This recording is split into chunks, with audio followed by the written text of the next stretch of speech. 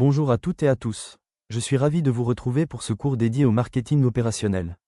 Nous allons aborder ensemble un levier fondamental du mix marketing, la politique de communication. Après avoir étudié le produit, le prix et la distribution, il est temps de comprendre comment l'entreprise crée du lien, transmet des valeurs et influence les comportements de ses cibles sur le marché. Pour bien comprendre les enjeux de la communication marketing, il est essentiel de revenir au fondement même de ce concept. Mais que signifie réellement communiquer ? Si l'on s'intéresse à l'étymologie, le mot communication vient du latin communicare, qui signifie mettre en commun, lui-même dérivé de communis, qui veut dire commun. Dans son sens le plus large, communiquer consiste donc à transmettre des informations ou des connaissances afin de créer un espace d'échange partagé.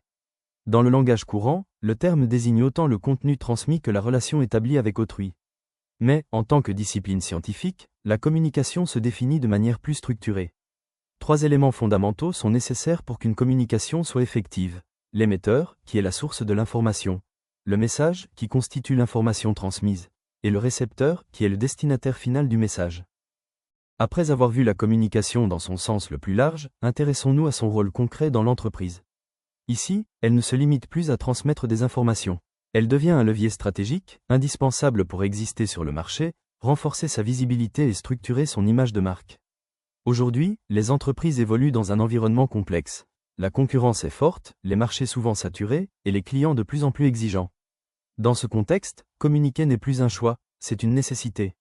Le plus grand risque pour une marque n'est pas la critique, mais l'oubli. L'anonymat est bien plus dangereux que la critique.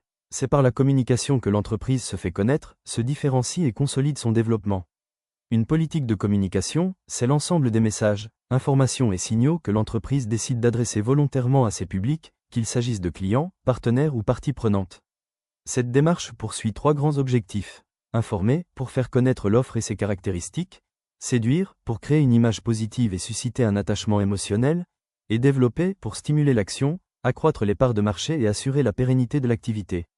En résumé, la communication n'est pas un simple outil. C'est le lien vivant entre l'entreprise et son environnement, capable de transformer l'information en valeur stratégique et d'impacter directement le succès de l'entreprise.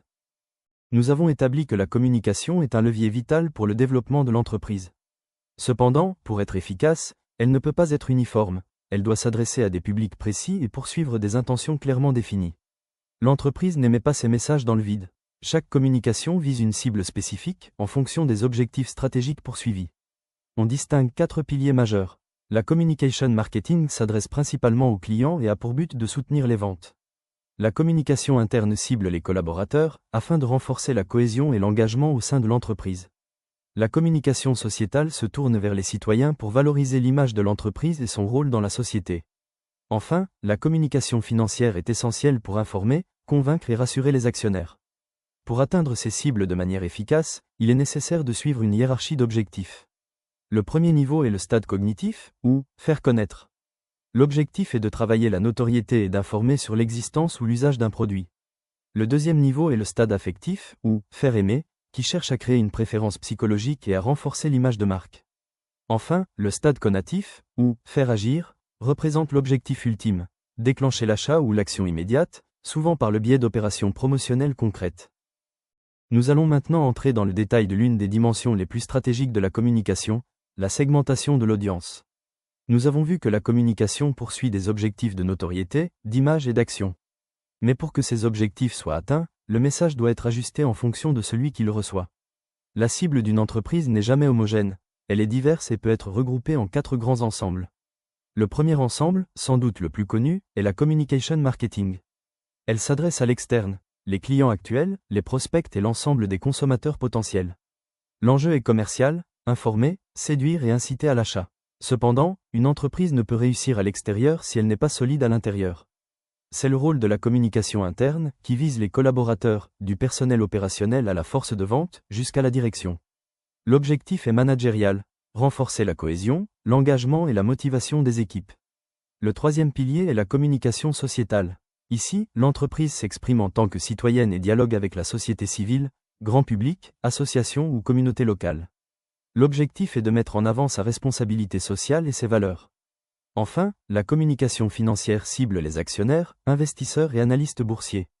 Le message est centré sur la transparence, la performance et la confiance, éléments essentiels pour la crédibilité et la pérennité de l'entreprise. Retenez ce point fondamental, chaque type de cible nécessite un message spécifique, des canaux adaptés et des objectifs propres. On ne s'adresse pas à un actionnaire comme à un consommateur, chaque audience réclame une approche sur mesure. Face à la multitude d'outils disponibles, une classification claire permet d'y voir plus net, basée sur 3 critères fondamentaux. On distingue 6 grands types de communication, regroupés selon 3 axes majeurs. Le premier axe porte sur l'objectif poursuivi. La communication institutionnelle vise à renforcer l'image globale de l'entreprise et sa notoriété. La communication commerciale, quant à elle, se concentre sur la promotion directe des produits ou services et le soutien aux ventes. Le deuxième axe repose sur la cible. La communication interne s'adresse aux collaborateurs, à la direction et à toutes les équipes internes. La communication externe touche les clients, prospects et partenaires. Le troisième axe définit les moyens utilisés. Le média regroupe la télévision, la radio, la presse et les supports digitaux. Le hors-média comprend le marketing direct, le sponsoring, l'événementiel et les relations publiques. Il est important de retenir qu'une action de communication ne se limite jamais à une seule catégorie. Elle se définit par la combinaison de ces 3 axes. Par exemple, un spot télévisé pour un nouveau produit est simultanément commercial, externe et média. Nous avons précédemment identifié 3 grands axes de classification. Attardons-nous maintenant sur le premier axe, l'objectif poursuivi. Cette analyse permet de distinguer 2 grandes familles de communication. À gauche du schéma, se trouve la communication commerciale. Cette communication se décline en 2 niveaux. Le premier est la communication du produit, centrée sur ses performances techniques, ses fonctionnalités et ses caractéristiques concrètes. C'est la partie objective, factuelle, qui permet au client de comprendre clairement ce que le produit apporte. Le second niveau est la communication de la marque, qui travaille sur l'univers symbolique autour du produit ou de l'entreprise. Elle crée une identité, un positionnement et une personnalité unique, qui distingue la marque de ses concurrents et génère un lien émotionnel avec le public. À droite du schéma se situe la communication corporate. Ici, l'accent n'est plus mis sur ce que l'entreprise vend, mais sur ce qu'elle est en tant qu'organisation et son rôle dans la société. La communication corporate se compose elle aussi de 2 niveaux. La communication d'entreprise met en avant les performances économiques, sociales ou techniques, elle répond à la question « Que fait l'entreprise ?», de manière factuelle. La communication institutionnelle, en revanche, explore l'identité profonde de l'entreprise, ses valeurs, sa culture, sa mission et son rôle dans son environnement.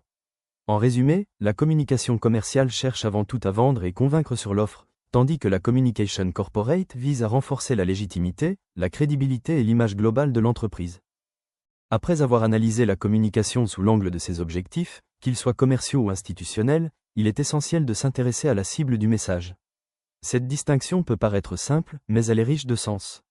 Elle guide non seulement le contenu du message, mais aussi le ton, le support choisi et le niveau de technicité nécessaire. Les cibles externes représentent tout l'environnement extérieur à l'entreprise. Elles se divisent en 2 sous-ensembles. Les cibles commerciales regroupent tous les acteurs qui ont un impact direct sur le cycle de vente. Cela inclut les clients actuels, les prospects, les distributeurs qui relaient l'offre, les prescripteurs qui recommandent le produit et les fournisseurs qui participent à sa production et sa distribution. Ici, la communication vise à convaincre, fidéliser et stimuler l'achat. Les cibles non commerciales, elles, concernent l'environnement d'influence indirecte. Cela peut être la presse, les leaders d'opinion, les associations de consommateurs ou encore les investisseurs potentiels. L'objectif n'est pas la vente immédiate, mais la construction de réputation, la confiance et l'adhésion autour de la marque ou de l'entreprise. Les cibles internes, en revanche, concernent tout ce qui se passe à l'intérieur de l'organisation. La communication interne est le socle de la culture d'entreprise. Elle s'adresse aux salariés, à la force de vente, et même aux actionnaires existants. Son rôle est multiple, informer sur les décisions et les stratégies, motiver les équipes, créer un sentiment d'appartenance et garantir la cohésion de tous les acteurs internes. Il est important de comprendre que le ton, le support et le niveau de détail du message doivent être adaptés à chaque public. On ne communique pas de la même manière avec un prescripteur externe qu'avec un salarié sur le terrain. La réussite de la communication dépend de cette capacité à ajuster le message à la cible. En résumé, la segmentation entre cibles externes et internes n'est pas une simple formalité. Elle constitue la base de toute stratégie de communication efficace. Elle permet de déterminer qui doit recevoir quel message, comment il doit être présenté et par quels canaux, pour maximiser l'impact et atteindre les objectifs de l'entreprise. Une fois que l'entreprise a identifié avec précision qui elle souhaite toucher, une question essentielle se pose. Par quel chemin, ou plus exactement par quel véhicule, le message va-t-il atteindre ses cibles ? Pour répondre à cette question, les outils de communication se répartissent traditionnellement en 2 grandes familles complémentaires. À gauche, nous avons les médias. Ce sont des supports de diffusion massive, souvent coûteux, mais capables d'atteindre un très large public en un seul geste. On y retrouve l'affichage, la presse écrite, la radio, la télévision et le cinéma. Internet mérite une mention particulière. Bien qu'il soit souvent classé comme média, il est aujourd'hui hybride, capable à la fois de diffusion de masse et d'interaction personnalisée, et il irrigue désormais toutes les stratégies de communication des entreprises. À droite, se trouve le hors-média. Contrairement aux médias de masse, ces techniques permettent un contact plus direct, plus ciblé et souvent plus interactif avec le public. Cette famille est extrêmement variée et comprend plusieurs types d'actions. La promotion des ventes, le merchandising, les foires et salons, les relations publiques, le sponsoring, le marketing direct ou la gestion de la rumeur. Le choix entre médias et hors médias ne se fait pas au hasard. Il dépend à la fois des objectifs poursuivis, accroître la notoriété ou générer une action immédiate, et des contraintes budgétaires de l'entreprise. En résumé, chaque message doit emprunter le bon véhicule, celui qui lui permettra d'atteindre efficacement sa cible, de manière adaptée et rentable. Après avoir distingué les deux grandes familles de supports, arrêtons-nous sur la première, les médias de masse. Chaque canal possède des caractéristiques propres qu'il convient de maîtriser pour optimiser l'impact de notre message. Le paysage médiatique peut se segmenter en 6 vecteurs principaux, chacun offrant des avantages stratégiques distincts. La télévision reste le média de masse par excellence. En combinant l'image, le son et le mouvement, elle produit un impact émotionnel très fort et touche une audience extrêmement large. Son principal inconvénient réside dans le coût élevé de production et de diffusion. La radio est un média de proximité incontournable. Elle permet un ciblage géographique précis et un contact régulier avec l'auditeur, à moindre coût, même si elle ne dispose pas de l'impact visuel des autres médias. La presse offre un support idéal pour la transmission d'informations détaillées. Elle permet un ciblage thématique très fin, en fonction des centres d'intérêt des lecteurs, même si sa durée de vie est souvent limitée. L'affichage constitue un support visuel puissant. Il garantit une présence durable et mémorable dans l'espace public, rappelant régulièrement le message aux passants. Le cinéma, quant à lui, bénéficie d'une attention maximale de la part du spectateur. Cette immersion totale génère un impact émotionnel et mémoriel très fort, ce qui le rend particulièrement efficace pour valoriser une marque. Enfin, Internet a profondément transformé le mix média. Il offre un ciblage extrêmement précis et permet une interactivité directe avec l'audience, avec la possibilité de mesurer instantanément l'efficacité des messages. En résumé, chacun de ces médias présente des forces et des limites. La clé consiste à choisir le canal le plus adapté aux objectifs poursuivis et à la cible visée, afin de maximiser l'impact de la communication. Après avoir exploré les spécificités de chaque canal, il devient essentiel d'organiser ces outils afin de structurer efficacement le plan de communication. Les médias peuvent ainsi être regroupés en 3 grandes catégories stratégiques. Le premier ensemble regroupe les médias de masse, classiques. Ils incluent la presse, qu'elle soit quotidienne ou spécialisée, la télévision, le cinéma, la radio, l'affichage, ainsi qu'Internet lorsqu'il est utilisé comme support de masse via des sites web. Ces médias permettent de toucher une large audience et d'asseoir la notoriété d'une marque. Le deuxième ensemble correspond aux médias de masse, non conventionnels. Leur objectif est de capter l'attention dans le quotidien du public, là où il ne s'y attend pas. Cela comprend les supports dans les transports, tramway, métro, SNCF, ainsi que des approches plus mobiles ou événementielles, comme le street marketing, les montgolfières publicitaires ou encore les hommes sandwich. Ces médias créent de la surprise et renforcent la mémorisation du message. Enfin, le troisième ensemble regroupe les médias présents directement dans les points de vente. Ces outils agissent au moment même de l'achat pour influencer le comportement du consommateur. On y retrouve l'aménagement des vitrines, l'utilisation de haut-parleurs pour les annonces en magasin, ainsi que les displays et présentoirs stratégiquement placés. Cette classification offre à l'annonceur la possibilité de combiner des supports de large couverture avec des outils de proximité, permettant d'accompagner le consommateur tout au long de son parcours et d'optimiser l'efficacité de la communication. Après avoir classé les médias par grandes catégories, il est maintenant temps d'analyser plus en détail les 4 piliers publicitaires classiques. La presse se distingue par sa précision de ciblage. Que ce soit par opinion, par zone géographique, par tranche d'âge ou par centre d'intérêt, la presse permet d'atteindre des audiences très segmentées, notamment grâce à la presse professionnelle et aux magazines spécialisés. Elle offre également une stabilité d'audience rassurante pour l'annonceur, que ce soit à travers la PQN, presse quotidienne nationale, ou la PQR, presse quotidienne régionale. La télévision reste le média le plus puissant, combinant images, sons et mouvements pour créer un impact émotionnel fort. Elle permet un ciblage précis selon les programmes et les chaînes, avec des mesures fiables fournies par Médiamétrie. Cependant, elle présente 2 contraintes majeures, un encombrement publicitaire élevé, qui peut réduire l'attention du spectateur, et des coûts très importants, réservant son usage aux produits de grande consommation ou à un nombre limité d'annonceurs. L'affichage séduit par sa variété et sa visibilité continue. Qu'il s'agisse de panneaux 4x3, de mobilier urbain, de transport ou de murs peints, il permet de générer un grand nombre de contacts et une répétition importante du message. L'impact visuel est primordial, même si les données exactes sur l'efficacité réelle restent parfois limitées. Enfin, le cinéma, bien que marginal en termes de part de marché, offre une qualité de communication exceptionnelle.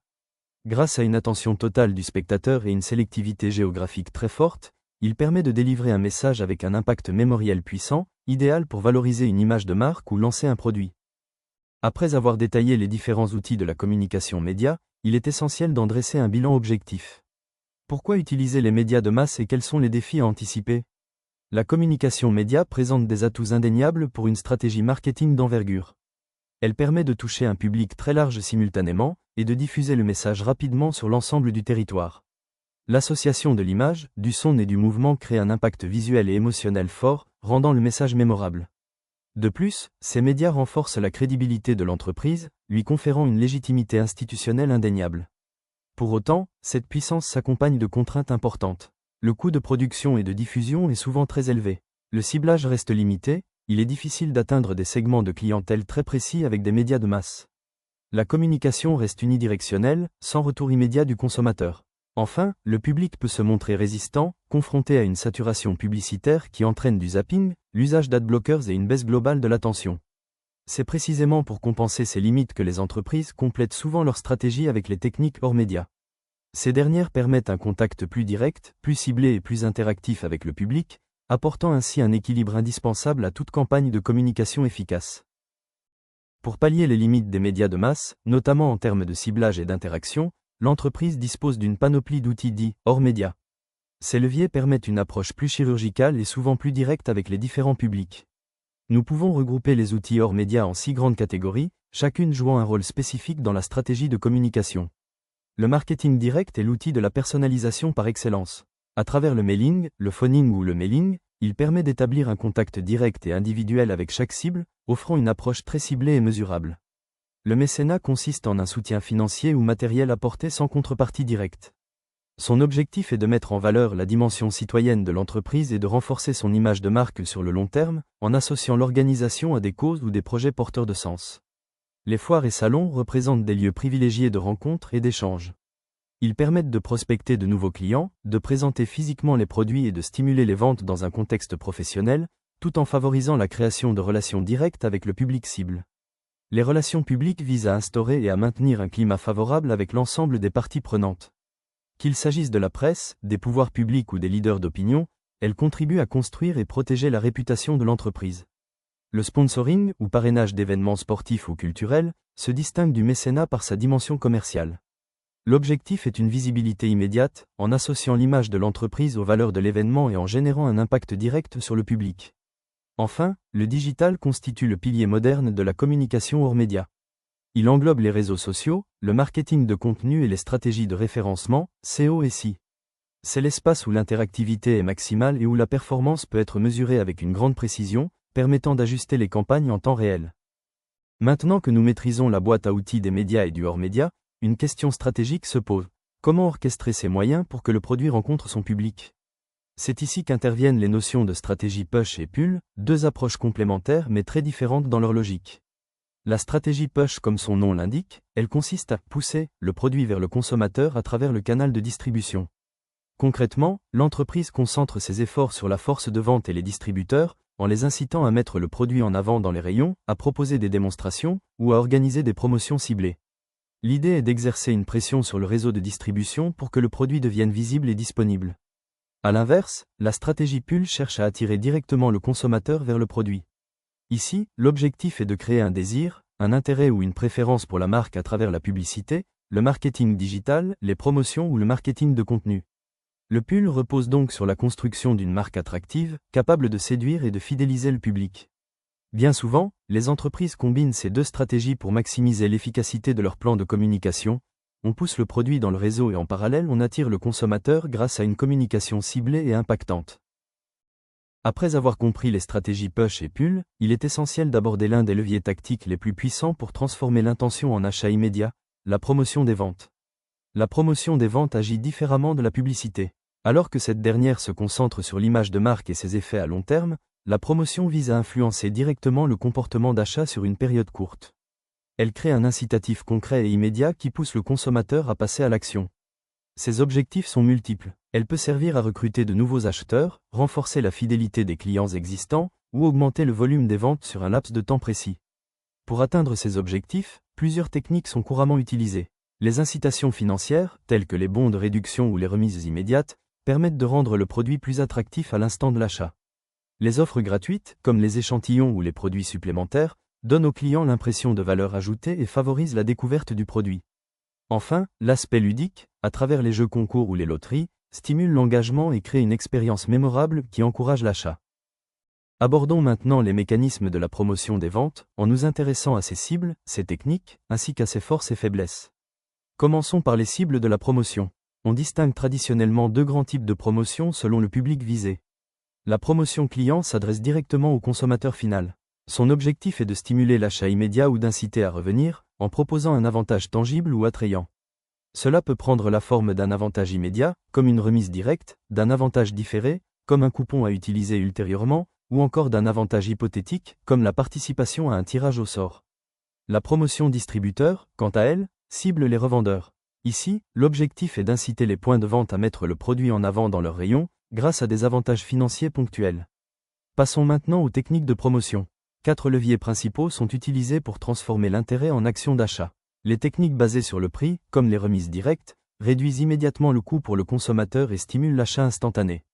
Les techniques basées sur le produit, comme le fameux « 3 pour le prix de 2 » ou les lots offerts, augmentent la perception de valeur. Les techniques de réduction des risques, telles que les essais gratuits ou les offres « satisfaits ou remboursés », rassurent le client et favorisent la découverte du produit. Enfin, l'aspect ludique, avec les jeux concours et les tirages au sort, stimule l'engagement et crée une expérience mémorable. Enfin, intéressons-nous aux avantages et limites de la promotion des ventes.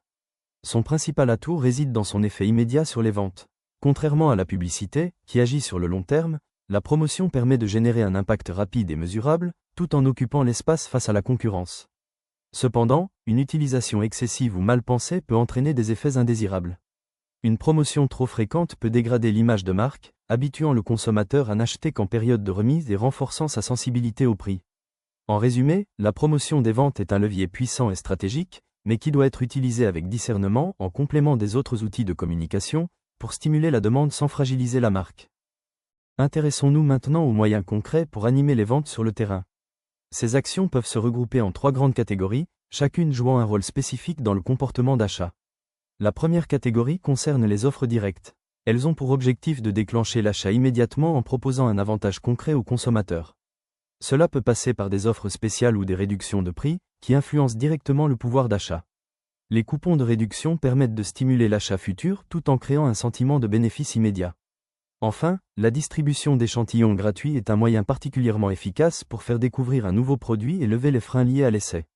La deuxième catégorie regroupe les opérations ludiques, qui visent à impliquer le consommateur par le jeu et l'expérience. On y retrouve les jeux concours et loteries, classiques mais toujours efficaces pour générer de l'engagement. Les tirages au sort offrent un suspense supplémentaire et créent un intérêt collectif. Enfin, le format de l'instant gagnant, avec sa réponse immédiate, stimule fortement l'interaction et accroît la participation du public. Enfin, le troisième levier est celui de la fidélité, qui ne cherche pas un effet immédiat mais à construire une relation durable avec le client. Cela passe par la création de programmes et cartes de fidélité, qui permettent de récompenser la régularité des achats. Le cumul de points à chaque passage en caisse renforce l'habitude et incite à revenir. Des avantages exclusifs, tels que des offres réservées ou des services premium, permettent de valoriser le client et de renforcer son attachement à la marque sur le long terme. En résumé, offres directes, opérations ludiques et dispositifs de fidélité sont des leviers complémentaires. Ensemble, ils permettent de stimuler l'achat immédiat, créer de l'engagement et construire une relation durable avec le client, maximisant ainsi l'efficacité de la promotion des ventes.